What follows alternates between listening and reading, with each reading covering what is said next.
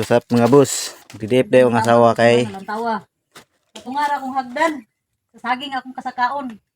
Murag dili jud ako ni makaya ron. so tanaw na to tumjud siya magdidiip.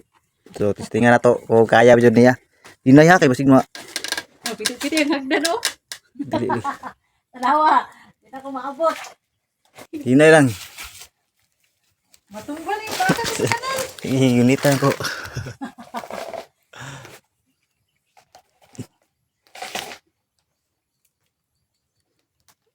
Kita rin mong kuwan rin. Ha? Tuluan. Unit ha, kabuyan ako ha. Oh.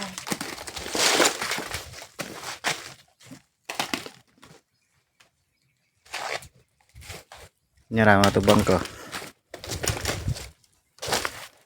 So gusto mo gud siya uban good mga boss kay mutabang daw siya diri sa area. So di ko uban nun. Ano yan trabaho? Tara punta ko tao nga ipatrabaho dia nga magdidiip.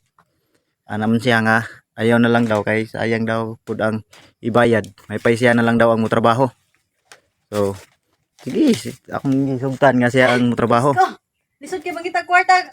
Mga boss. Murag agabuhay ta dring dapita.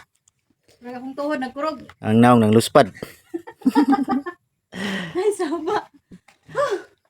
Di makaya sa akong power. Ang luspad ang naong kay tungod sa kataas saging. Oh. Ano yung trabaho diri sa Sa walay- saging akong bisaka.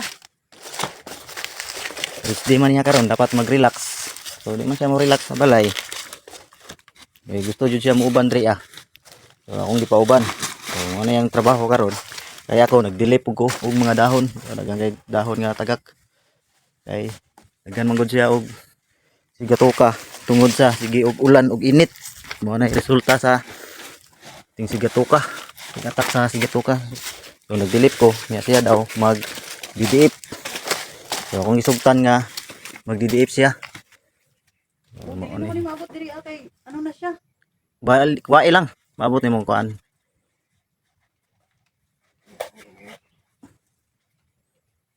Tagak ka ha. Ay na nakuha Da ay bulak. Dili-dili na ako maabot. Ayun na. Tama na kuhawa na da. Balhin na naglain. Dili na ako maabot. Balhin na lang sa lain. Sila ko. Kini ba ang tawa saya kayo. Mag-boss pa kana. So, ihangak na mga ihangak siya boss. Sila Kay daw ilong. tungod sa taas daw kayo. Di daw niya maabot.